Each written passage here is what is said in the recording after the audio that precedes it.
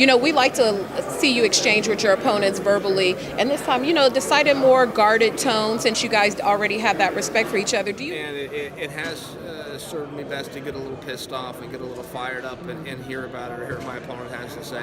I'm not really used to this kind of environment. It's not the way I prefer to do it, but if I don't mean it, I won't say it. Right. And as you look at, I'm sure they've mentioned some of the rest of the bracket that is going to be competing in the tournament. We heard Rampage say who he would like to fight in the future, not looking past this fight, but what other matchups do you like as part of this tournament?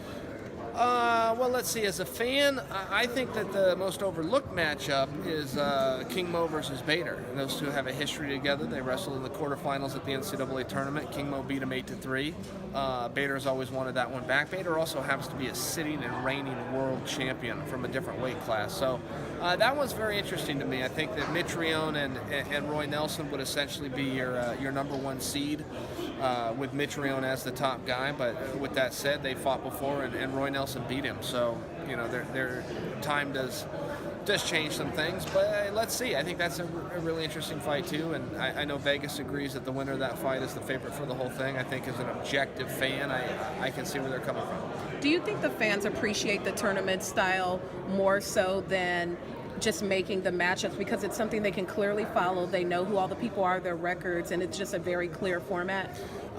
There's always talking points on it. I understand tournaments and I like them more just because it starts a dialogue of, well, what if this guy wins and what if this guy wins? Oh, but what if this guy wins and this guy? It just creates conversation. That's what you're really trying to do in any kind of promotion. You're trying to get dialogue out there. And I mean, tournaments have always done very well.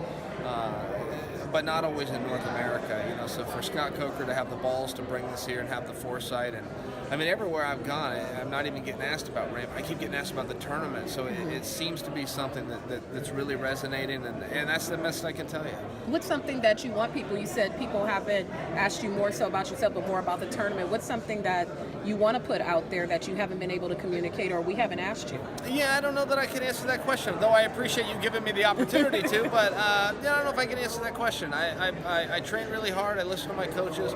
I respect Rampage, but the truth is, I come from a gym. We got a problem with Rampage. Dan Henderson had a problem with Rampage. Matt Lindland had a problem with Rampage, and those guys didn't get to solve it. Rampage beat them both. So those are two of my heroes, and if I'm the last one to get the shot, I'm gonna make sure that we beat Rampage. All right. Guys, I'm sorry, we got to.